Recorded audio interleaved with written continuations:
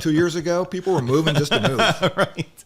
You know, they needed new carpeting. Tell you what, let's just sell the house and get a new one. House and get a new one. We're not doing that anymore. The brakes were out in the car. Let's just go buy a new car. Yeah. Screw the brakes. Yeah, screw it. Yep. Those, that's not this market. Right.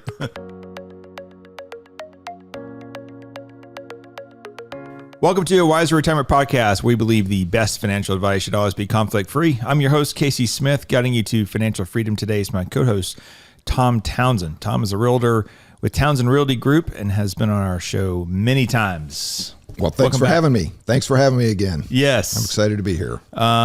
You're the Wiser Real Estate Guru. All things real estate, we call Tom. Well, I appreciate and that. Tom's team. You have a big team now. Well, I don't know. It depends on what your definition of big is, but I think in real estate more than two. Oh, okay. Yeah, we're big. We're huge. Well, we have a lot to talk about because, real estate's been crazy the last decade, I feel like. Yeah. We were just talking before we started here. I used to think, all right, if I'm going to move, because I am here in the city and I'm 2 miles from the office. It's an older home that we keep updating over and over again. In fact, I've lived in it so long, we've updated it twice. Sure. Yeah. But I think, if I'm going to move, I remember 7-8 years ago, $650 was my number. If I'm moving, I'm going to spend $650,000 on a house. Mm-hmm. Now that number is like 1.8. Now my house has gone up in value, obviously, over the last 7-8 years. Yeah. I think the dirt has for sure. But man, these are just crazy times. It seems like it started in the pandemic. But well, that added fuel to the fire. Yeah. We were already on a climb out of the Great Recession. So we were already on our way out of that. And then the pandemic hit and all the money came and the Fed tried to slow things down and it had the opposite effect. Yeah, we know we know all about that. So yeah, So what's happening today in the real estate market? Sure. Is inventory gotten better, worse? Well, it depends on how you look at it, of course. But inventory is very low, and it has been for years. Across all segments. So, let's take a step back. When I say segments, I'm talking about more like price points. You're probably thinking commercial and all that stuff. I'm thinking more like location and different niches and such. Yeah. So price point's kind of harder to really identify, but anytime we do these, I always preface the fact that you have to look at local real estate. So a lot of local, yes. Most news that people get is national, and there is no national real estate market. It is very, very, very local. I just saw a stat. We have all these economic indicators, but I think like the average home price in the U.S. is like $354,000. Mm-hmm. I'm like, good luck finding a $354,000 house in Metro Atlanta right now. Yeah, exactly. That's my point exactly. It's very local. So, we always talk about local markets. So, I'm talking about the Atlanta metro area. Yep. When we talk about our stats and what's going on here and predictions of 2024, I'm talking about the metro area. And then you can segment that out by price point and property type and so on and so forth. The interesting thing that I think that we have looking forward into 2024 is new construction. Okay. There's been a lot of new construction, and you don't have to drive around very much to see stuff popping up left and right. It will be interesting, and it's very hard to get data on where this new construction is. Are we starting to get oversaturated or not? I've read that some reports and economists believe that there may be an influx of new construction that's actually going to hit the market in 2024. And that will change things fairly significantly if that is truly where we're headed.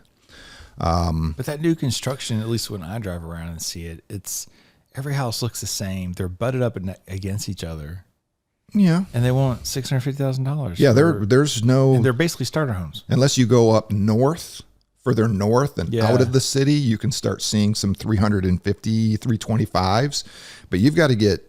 You're talking city. You're not talking about Atlanta. You're talking about Oh, you're talking to Daresville, Ranger. City meaning Marietta, Georgia, not No. not downtown Atlanta. You got to go far north of Marietta to get that. You're way outside. I mean, you're going to have to go up north. Even Rockmart. I don't know if you'd find that in Rockmart. Yeah. We don't do a ton in Rockmart, but the little bit down there. Yeah, There's not much there. Yeah. Okay. Well, it's just not a segment. It's just not a geographical area we do a lot in. But anyways, that new construction is going to be interesting to see. We're starting to see some of the new construction, the new builders provide incentives in order to get buyers. I mean, in the last 2 years, there were no incentives to bring a buyer into new construction. Right. I mean, they'd be more than happy to cooperate with you. And I remember so on the financial crisis. People were offering a car. You buy my house, I'll give you a car. Yeah. Yeah. So all of a sudden, we're starting to see builders start to bring those incentives back. Incentives to the agents, like bonuses, and then incentives to the buyers. That's very interesting. Are they providing the incentives to get people to obviously to sell? But why do they think they need to provide it if the inventory is low? Why aren't people moving? That's what I'm saying. I think there's more. Some people call it ghost inventory. This ghost inventory that's hanging out there. Okay. And it's hard to find out exactly how much of that is actually coming on the market. There's no There's very hard to get the statistics for that. You can look at new building permits, and we look at that. So you're talking about ghost market, meaning a new home that's about to pop up. A builder buys a plot of land. Yes. They subdivide it. Yeah. And they start improving those. Those aren't that record of improvement of that during that construction period. It's all speculative. It doesn't show up anywhere. It doesn't show up anywhere. Okay. Doesn't show up until they get a certificate of occupancy. So you think that because we've had low inventory for so long, the builders have been able to acquire the land to be able to start just building mass tract. Yeah, I mean they acquired that land years ago. Yeah. Right. It's not like they went out last month and bought the land and all of a sudden start. I mean that funnel, if you will, it goes way back. So a lot of the stats that we look at are looking backwards months. Okay. All right. That's the one challenging thing that we have in real estate when you look at inventory and statistics and such. We're always looking back pretty far. Yeah. Those are rearward looking indicators, right? Yes. Not forward looking indicators. Yeah. But forward looking indicators, you could use permits, right? Yes. The number of permits being created. Correct. Yep. I assume each house has its own permit, or maybe a subdivision is one permit. I'm not exactly sure how that. You know what? That's a good question. How that would I don't know exactly up. how that pops up. I believe they get a permit for every improved lot that they're planning on building. But a lot of times they won't. They don't submit an application for a permit until they're ready to start construction. So they could have land sitting there, right? But until they're ready to start building and subdivide it and start building, that's when they'll. So how much do you put an application in? How much do you think mortgage rates are affecting home purchases? Oh, it's a lot. Because we're below 8, but we're above 7. Correct. So we're sitting there 7 to 8% for a normal buyer. Yeah, rates is another issue or challenge that we've got to take a look at and affecting the market as a whole. Yeah. I keep seeing these things on Facebook by realtors probably, but they are Instagram, and they say, well, buying a house for $800,000 at 7.5% interest is better than having to buy a house at $1 million at 3% interest. Yeah. And I actually am pretty good at math. So I did some of this math in their advertisements, and I was like, actually, no, it's not. Because that 5% difference is being amortized over like 30 years. It takes a huge price difference to make up, that carried interest for all that time period. Now, if you're doing like a 10-year, 15-year, it makes it easier because there's a whole lot less interest, right? Sure. Or even if you just made, some extra payments a year, extra payment a year, that would bring. So there's all these different things you could get back to where they're coming from, but you don't do it the way that these TikTok people say to do it. Well, there's some truth in everything that's kind of stated, right? So there's a little bit of truth. There's a little bit of truth there, but yeah, it was exaggerated in the cases that I saw. Yeah. Well, I think here, and this is real, I think what the point of that may be, what the message that they're trying to get across is Currently, because the rates are so high, there's not a lot of competition. Yeah. So let's flash back 2 years ago. You've got a $400,000 house on the market. You've got 15 people bidding that thing up. Right. I mean, that's the market we were in. So you were ending up paying $60,000, probably 10-12% higher than what even the appraisal would come back at. You were paying over. So what I think their conversation is, right now that's disappeared. Yeah. So if rates drop, we're going to go right back to that whole scenario. So I think that's probably what they're trying to get to. Like, hey, do you want to pay market value now? Right. Or if rates drop, do you want to be in this highly competitive market agagen and pay 15% higher than what the market value at is? a lower interest rate? Either way, you pay about the same. Yeah. Yeah. I think that's the message they're trying to yes, I can certainly see that. You know, there's a lot of different moving parts in that. But hey, how do you think that we had the pandemic, and I'm not exactly sure why real estate jumped so much in the pandemic, other than people just moving, realizing what's important to them and moving out of the city. Yeah, I mean, there was a lot of. I understand second homes. I understand lake properties and beach property. I mean, I totally get that. Yeah. But just like Marietta, Georgia, or Decatur, Georgia, or Peachtree City, Georgia, we all saw these tremendous increases since the pandemic.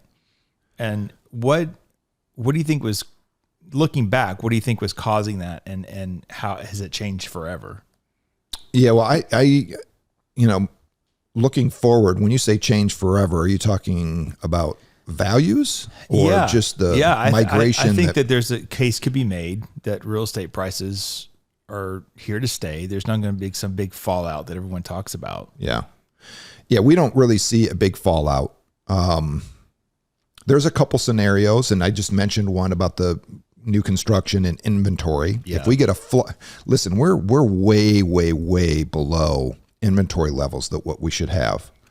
Now, if you look at the stats on the people that are moving to Metro Atlanta, yes, I don't know that they could create enough inventory to. Yeah, it's not. There's no quick fix. Right. There's no quick fix. So we're not getting. Not only that, but you need apartments. Yeah, you have. Well, that's the affordability. There's a shortage of apartments too. Yeah, there's a shortage of all housing. Yeah. Commercial is a different issue. So we're not going to talk commercial. We're talking residential, multifamily, residential. Yeah. Resale and new construction, but there is a shortage and there's no quick fix to that. So then you layer on top of the affordability issues. So the bottom line is we don't have enough inventory and there's no quick fix for it.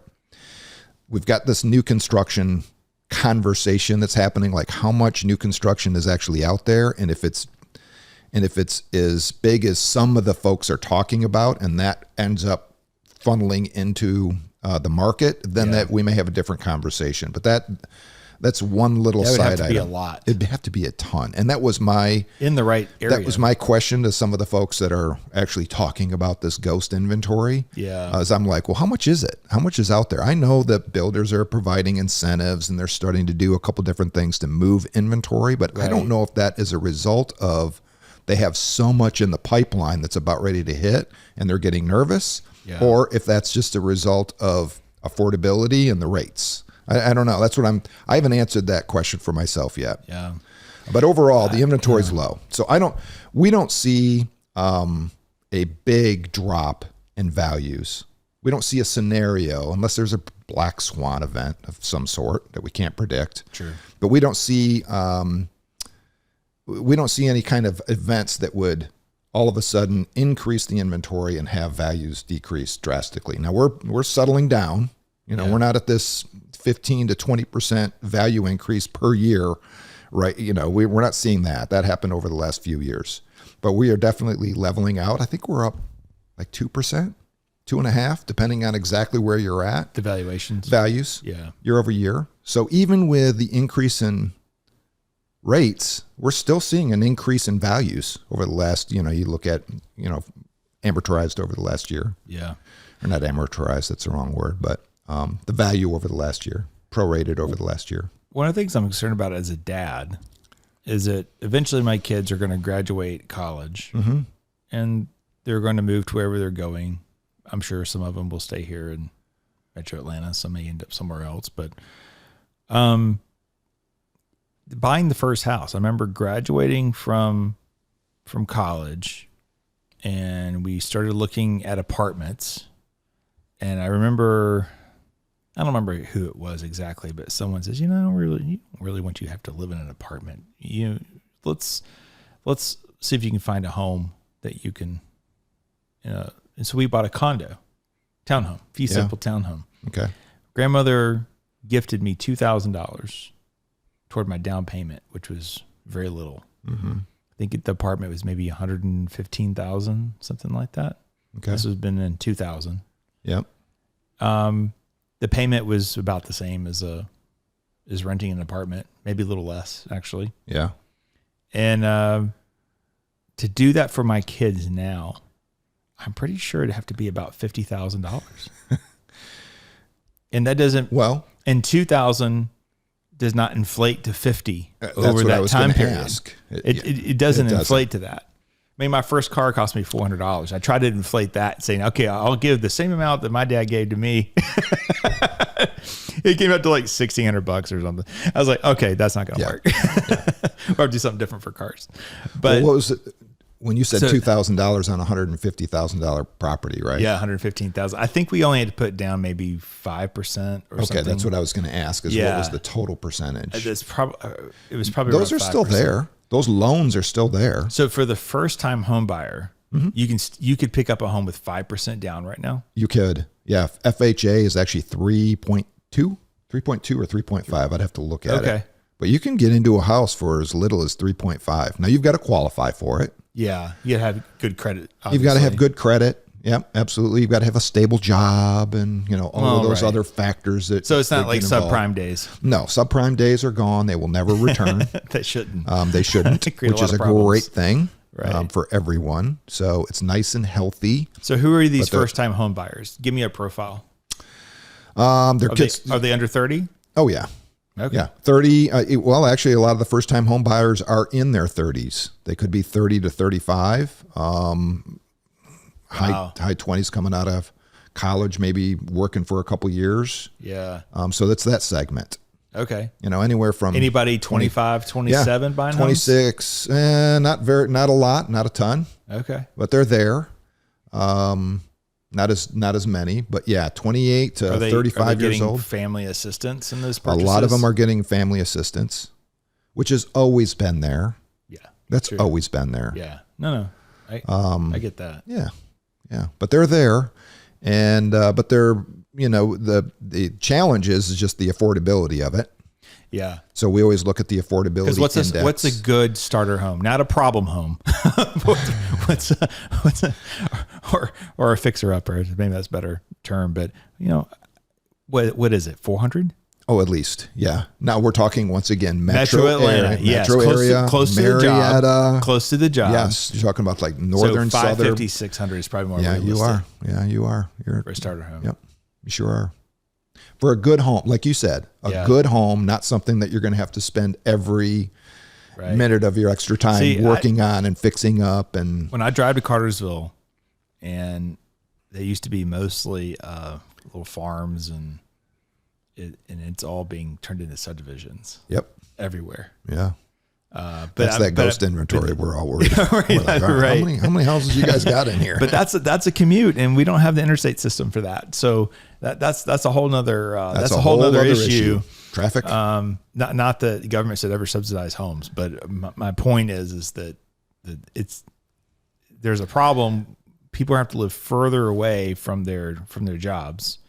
I know you don't do much in downtown Atlanta, but I assume people are still leaving downtown. I don't do a lot inside the perimeter, me personally. Yeah. I don't know what the growth rate is. It's just when I search just like on Zillow, I feel I wouldn't say just inside the perimeter. I'd say the heart of Atlanta.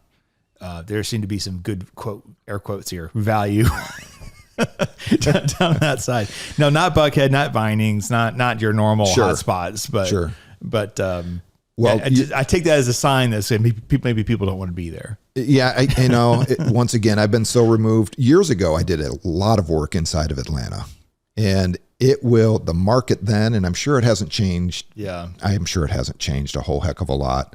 I just don't know where these lines are anymore. But it would change street to street.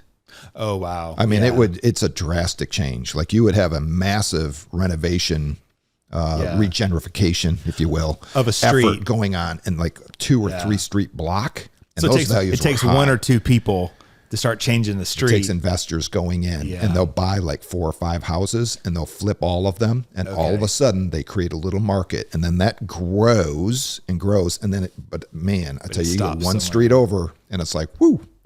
You know, I noticed that, so my daughter and her horse riding, we go to Aiken, South Carolina quite a bit. And there's like a row of homes that are so beautiful. And then a street over, it just looks like a bomb went off. Yes. Yeah. And I had this one lot that's still saved in my Zillow. It's $9,500 for this little tiny lot in downtown Aiken. You can walk to downtown, but if it's like 2 streets over from the desirable houses. Yeah. And the other one looks like it's terrible. Yeah. But no, it's not moving. So we need a bunch of people to acquire on this one street. Well, it's funny because years ago, and I don't know if it's still like this or not, but East Lake Golf Course. Oh, yes, absolutely. Yeah. You know, you got this beautiful golf course right there. And then, but you go 1 block over and you're like, wow. Well, yeah. East Lake has done a lot to try to revive that. I'm sure they have. So it's very different that now. was years and years ago. It's very different now. Still some of that, but. Yeah, back when I was working that whole area, it was like, wow.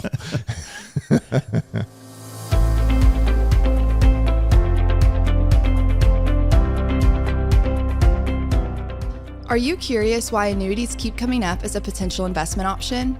People are often told that annuities can effectively mitigate investment risks and help secure their financial future. However, annuities often benefit the salesperson and might not be the best choice for you as a consumer. To learn more about the various types of annuities, the negatives of owning them, and better investment alternatives, we have a free ebook on our website just for you. To download our ebook, Buyer Beware, Why Do They Keep Trying to Sell You That Annuity? Simply click the link in the episode notes or visit wiserinvestor.com/guides. Now let's get back to the episode.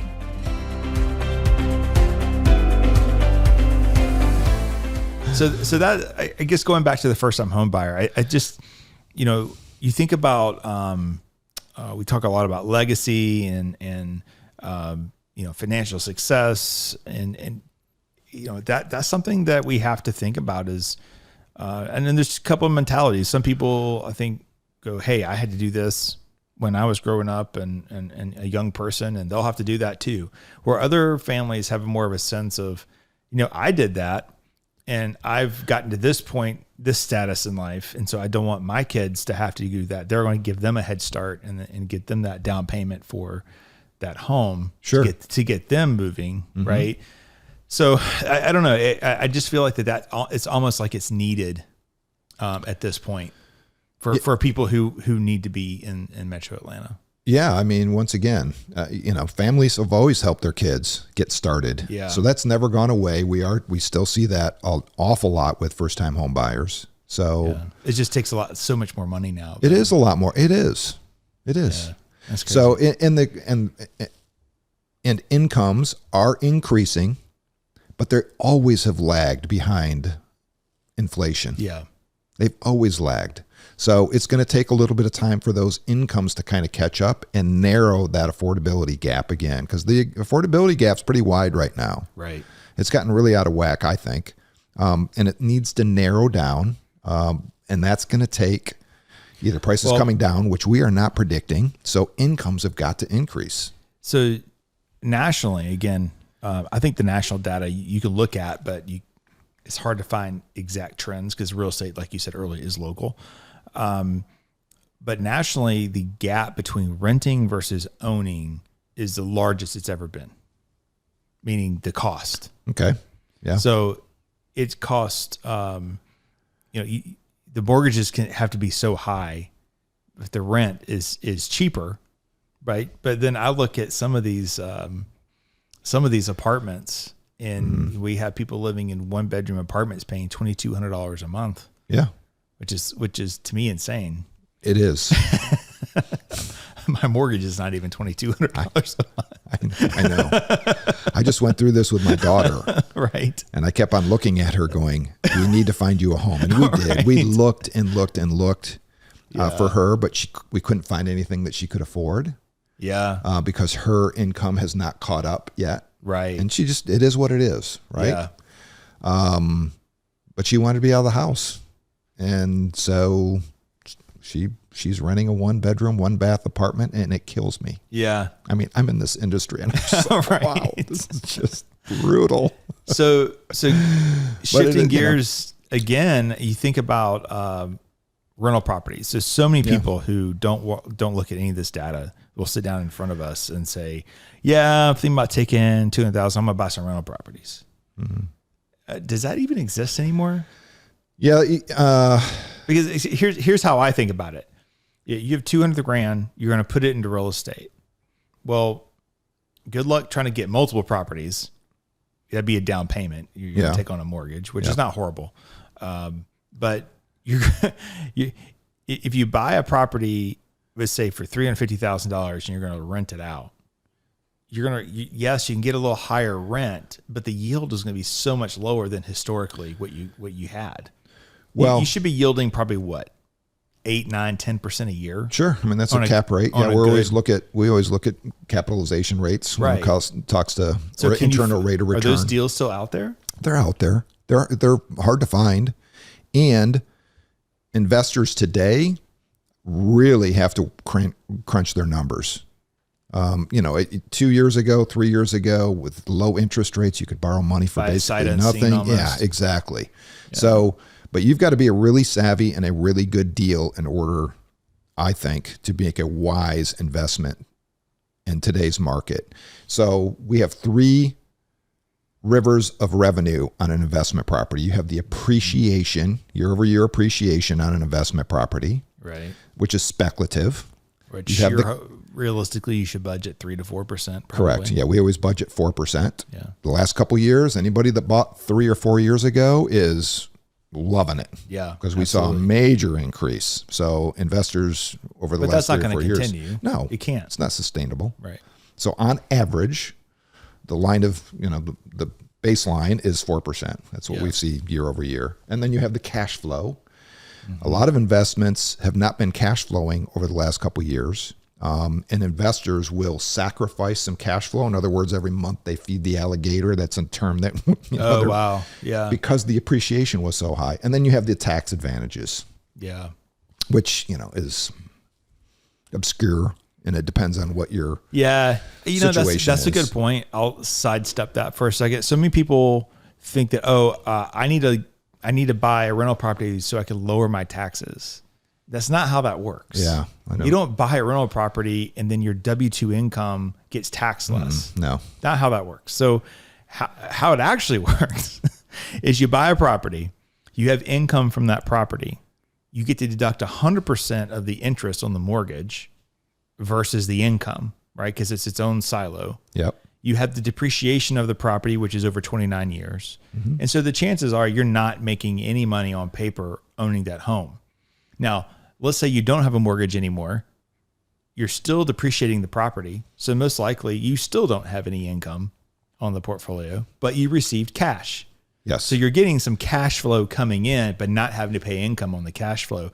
Plus you're deducting all your maintenance items, your taxes, all 100%, not on your W-2 income from your job. Correct. You're deducting it off the income that property generates. Here's the good part. Is that property, hopefully over 10 plus years, appreciates in value. It goes up in value. Now, let's say you paid $350 for it. It's now worth $550. You don't have a mortgage on it anymore because someone else paid the mortgage through renting it, right? Mm-hmm. Then you want to sell it. So then you would pay capital gains rates instead of having to pay income tax. So hopefully for you, that's going to be no more than 20%. It could be 50 or 10%. Yeah. But it could hopefully no more than 20%. Then once you sell or you can do what they call a 1031 exchange, and you can sell that property and buy another investment property and carry the taxes or the capital gains into that next property. So there's no tax owed. Correct. Yep. It just has to be improved property to improved property. You can't buy land and then 1031 exchange it into a rental home. It's got to be like kind. It's got to be like their kind. definition. Exactly. Yeah. You could also do stock sale of if you're selling your company, you could do a 1031 exchange into real estate from selling your company. So there's lots of different angles and tax advantages, but please don't think that you're going to buy a rental home and you're going to lower your tax bill. Correct. And here's the other thing that I talk to people about is if you're just going to buy one rental property and that's your strategy is just buy one rental property and try and manage it and do all these things, right. You're kidding yourself. You really do need to have a portfolio of 5 to really get to a point where you're taking advantages of all the benefits associated with real estate. If your plan is just doing 1, 2, it's a lot of work and probably not worth your time to do just 1 or 2. Yeah. Right. It's just a lot. I mean, it's a business in itself. It's Correct. not something you just buy. Absolutely. And, I mean, you just outlined, there's a lot of complexity associated with owning and managing investment property outside of fixing toilets. And we meet so many people that don't even place them into LLCs. And so you're just opening yourself up for all kinds of liability by not having the asset protection. But that's a whole different legal aspect of owning real estate. Another thing you can look at too is vacation property. I think people don't gravitate to that first for some reason, but buy a beach home, buy a mountain home, and then put it in an Airbnb or VRBO. Yeah. One of the best things about that is even with a lower occupancy rate, because a long-term rental is 100% occupied. Yep. You get to charge more per night. Correct. And if the market shifts, I mean, obviously it could shift downward, but usually it's a shift upward, you can increase your rent the next week. That's right. Or if you want more revenue, you can lower your rent, lower your nightly rate in order to take on more people. Yeah. So it's just it's a math equation. Yes, and you get all the benefits of owning an investment property. Yeah. You can use it yourself. Yeah. It's a math problem. And the shorter commitment time you get from a rentor being 1 day compared to 1 year, right? That the rate per day is going to go way up because their commitment's only 1 day or 2 days or 3 days. Now your vacancy is going to increase as well. So an Airbnb or a rental, I mean, depending on where you're at, let's say the beach. Yeah. All right. Let's go down to Destin or Gulf Shores or somewhere down in that area. Your occupancy rate's probably about 60%. So 40% of the time it's vacant. Yeah. But you're getting a much, much higher rate. So it's just a math problem. Right. That's it. And typically those properties will not get beat up as bad during recession times. Depending on where you're located. Yeah. If you're not in a beach town, right. Or I'm sorry, a party town. Party town. Yeah, that's true. And the price point too. Yeah. So the higher end luxury condos don't get beat up as much as the less, so once again, you need to know what kind of business you're getting into. What kind of market it is. And what kind of market. We do the same thing with bringing it back to our area a little bit up in the mountains. You can find log cabins and so on and so forth. You get below a certain value or price point, it's a party cabin. Yeah. And you've got to take that in consideration. You're going to get a lot of people coming in and using it as a getaway party. Yep. You get to a certain price point and luxury, you get families relaxing. Yes. Destination, maybe a couple couples, and they're awesome. Yep. So, you've got to know what you're getting into. Very true. I've always said that a Highlands, North Carolina rental is very different than an LJ rental. Yes. Yep. Yeah. Two very different people. Yeah. And of course the LJ price or the Blue Ridge price point changes that. You can get the same people that you get in Highlands, but at a different price. Yeah. At a different price point. But yeah, we have, honestly, even down in like Hilton Head, we've had clients with places in Hilton Head and they have some horror stories. Yeah. And you wouldn't think that for Hilton Head. Yeah, you wouldn't think so. Even adults misbehave. It's not just young, it's not just people in their 20s. And Panama City. Those are all the worst stories. Yeah. Panama City. Yeah. Beautiful beach, but if you're on the low end of the rental market, that's a tough place to be. Yeah. You don't want to be across the street. Yeah. You want to be on the water, not across the street. So what are you seeing as far as mortgage rates? And I know that you're not selling mortgages, but you're kind of on the forefront of that. There's right now a 70% chance that the Fed lowers interest rates in March of next year. Now, if people believe that, that also means they also believe that there's a recession, some type of recession coming, which they've been claiming for 3 years now, and it hasn't happened. Yeah. And I will say that anytime economists all agree on what's about to happen, there's about a 99.999% chance it doesn't happen that way. So you're saying I'm just saying I wouldn't count on a drop in the Fed rate in March of next year. Okay. All right. In 21, we had a great year in the stock market. In 2022, that year was like a chip shot, guaranteed 10% at least. Yeah. We're down 18% that year. Everyone agreed that, right? It was gonna. You just can't pay attention to this short-term stuff. But if I was a home buyer, are you holding out hope that okay, we're going to return to the 3% mortgages in 2024? I haven't heard anybody predicting that we're going to be back below 4. Nobody. Matter of fact, I don't have a lot of people predicting we're going to be below 5 anytime soon in my lifetime. And I'm older, so I don't have as long. Not that old. No, I'm not. But that's what I'm hearing. Once again, this is all speculative. Who knows what's really going to happen? I'm just going off of everybody that talks to me, and economists and our mortgage partners are talking to us constantly about what they're predicting. I mean, if they're trying to slow inflation, there's no way they they don't control mortgage rates, but the Fed doesn't. But they control it indirectly through other things. So there's no way that they're going to drop rates to the point where the mortgage market or the housing market just explodes again. Yeah, in a good way. We haven't heard anybody make those predictions. At best, we see like it's going to stabilize. Yeah. Right around 7.2, 7.5 for the foreseeable future. Yeah, and it's going to be that way for a little bit. So if you're sitting here and you see the house of your dreams and you're waiting for the mortgage rates to fall, I don't think that's a good strategy. Yeah. I really don't. So the caveat is, this is what we say. We always say, marry the house and date the rate. Sounds cute, doesn't it? That's nice. But from a realtor standpoint, that's what we tell potential buyers. Just buy the house of your dreams. Yeah. Buy the house of your drems, move into it. And if the rates drop, great. Refinance it. Yeah. And then you'll be locked in at a lower rate. So, but the reality is, honestly, listen, if your shelter does not fit your requirements for a home, then, make a move. It's cost of doing business. It is. You're really going to have to weigh that. Now, your motivation for that is much higher today than it was 2 years ago. Yeah. Again, we were talking before we actually jumped on.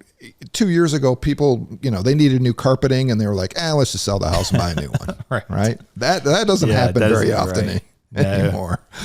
So your motivation's got to be pretty high. However, if your phase of life or wherever you're at doesn't meet your accommodation, it doesn't accommodate your dreams and hopes, then make a move. And it is what it is. If the rates drop, great, you refinance. So is that your 2024 advice? Well, that's always been my advice. Is people move because they're not happy with where they're at, or they're looking for something new. So it really determines on what is it that you're looking for. Can we find something that fits in that, that's going to satisfy your desires, and let's go find it.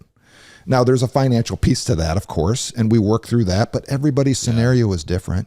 Yeah.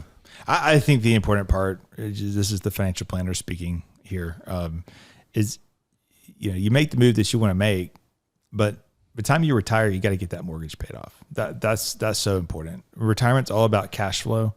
And if you're not going to have cash flow, or you have limited income in retirement, then it's time to pay off the mortgage. And so I would just be careful. Sometimes it's better to make the renovation than it is to make the move and be stuck with that mortgage for 30 years. Yeah. But a lot of our families, they're going to pay cash. Or we have a lot of cash buyers. How about this one? The downsizers. I'm going to downsize my property. And I'm like, you're going to downsize the square footage. You will not be downsizing your price. Exactly. Yeah. No, I'm going to move to one of those 55 plus communities. That's going to be at least 650. Yeah. You know what I'm talking about, right? Yeah. Oh, I know. I have this conversation with folks, and it's eye-opening for folks. They're like, what? Right. We're supposed to be selling Just the big because house you're and getting a small 55 house. doesn't I'm like, mean- yeah, well, Just because you're 55 and you want to move to a smaller house doesn't make it cheaper by default. yes. Well, There's a couple things. One is you're usually getting a newer home. Yes. Right. And you're paying for a lifestyle. And you're paying for a lifestyle, and we have low inventory. And guess who else is thinking the same thing you All are? the other baby boomers All are in the other Zacks. baby boomers are doing the same thing. So the competition's pretty high. Exactly. So, yeah. I've seen the backside of this 55 plus communities. The margins are incredible. They're huge. They're huge. You can take that same house and move it across the street that's not in 55, and it drops about 250,000 bucks at least. That's crazy. Yeah. Is it, and that to my point, the price difference there is maybe it's better just to hire a yard person. Yeah. Well, Right. Well, you do get a lot of, the communities offer different community, they have, I don't know. I mean, you can do, there's a lot of benefits that they sell in those communities. It's gated. It's a lifestyle. It's usually gated. Because when you're 55, the boogeyman's coming to get you. When you were 54, you weren't concerned about it. You weren't concerned about it when you had all the young kids running around, right? Who cares about them? That's right. They're fine. No, it's a lifestyle. I mean, my mom's down in Sun City, which is just outside Hilton Head, and when you drive into that main gate, it's like, I swear they must store gold in that neighborhood somewhere. Like the security people are so uptight about. Are they really? Why Yeah. are you here? Yeah. Who are you here to see? Like, it's my What's mother. The purpose? What's the purpose of your visit? Right. Copy of my driver's license. In the meantime, I drive to my kid's school, and the security guy, I don't have a sticker on my car. Yeah. That says I'm supposed to be there. I just haven't put it on. And the security guy, I have no credentials. He's just waving at me. Yeah. I'm like, I can't go see mom, but I can. Maybe it gets back to the kid thing, right? They're like, please come here. Anybody, take these kids. Yeah, exactly. Oh, that's funny. But no, you're definitely paying a premium for that. But there's also the joy of living. I mean, I think that's where people want to be around other like people, and have activities. They've had the same life experiences as you. Yeah. And if you pass away, you want your wife to have or spouse to have a good sense of community too. Yeah. So I see the positives and why There it does is. it. But Yeah. I'm telling you, there are some quality builders doing it, but a lot of times I see these going up, and I'm just like, that's just like paper mache homes, and you're selling the lifestyle for a premium. Yeah, that's that's true in just about any area, any subdivision. But yeah, there's some of these communities that we have, these 55 and overs. I mean, there's some beautiful homes. Yeah. I mean, very well crafted. Yes. I mean, the craftsmanship and there's a quality. few builders out there that are doing them high end. Yeah. Let's finish up with this, Tom. What do you think our headwinds are in real estate for 24? Well, you're going to have continued pressure on the rates. The rates are tough, especially if you're in an existing home and you've got 85% of the mortgages right now are below 5%. About, I think the last stat I saw, like 55% are below 3.5. It is very challenging to trade out a 3.5 rate for something that's close to 8. Yeah. So we've got that challenge. Hence the reason why the resale inventory is so low. Yep. Right? Nobody's putting, you got to have high motivation to be selling your house right now in that segment. Yeah. So you've got that headwind. The rates are going to be continued. The low inventory is going to continue. The new construction, I think, is something that we're keeping our eye on and finding out just how much inventory there is that's going to be hitting the market in that area. We're continuing to look at unemployment. It's creeping up just a little bit, but not a whole heck of a lot. But we're going to have to see how that goes. 2024, we've got an election year. So the Fed is going to do everything they possibly can to try and keep things moving good and good news, right? So we've got those kind of things heading our way.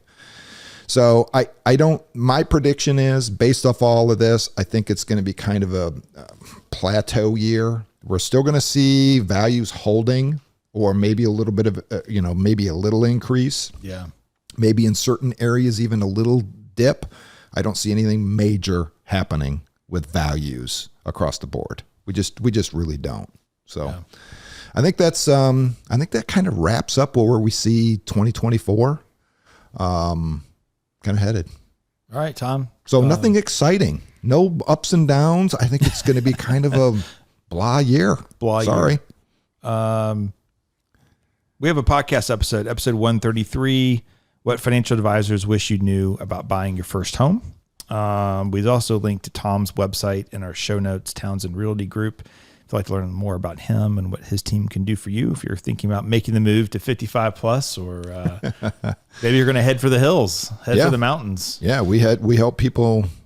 Yeah, we help people move. But anyway, thanks for listening to today's podcast. If you're interested in learning more about Wiser Wealth Management, or want to schedule a consultation with us and one of our fiduciary financial advisors, you can do so by going to wiserinvestor.com. If you're looking for real estate advice, Townsend Realty Group, what's your website? It's townrg.com. So TOWNR is in realty, G is in group.com. You can get a link to all of our social media sites and anything else from the website. All right, cool. Thanks, Tom. And we'll talk to you guys next time. Thanks for having me. Thanks for listening to a Wiser Retirement podcast. We hope you enjoyed today's episode. Make sure to subscribe wherever you're listening. That way you don't miss any new episodes. We'd also appreciate if you could leave a rating and review. If you have any questions about anything that was discussed today, head to wiserinvestor.com and reach out. This episode was produced and edited by Ken Hoadley.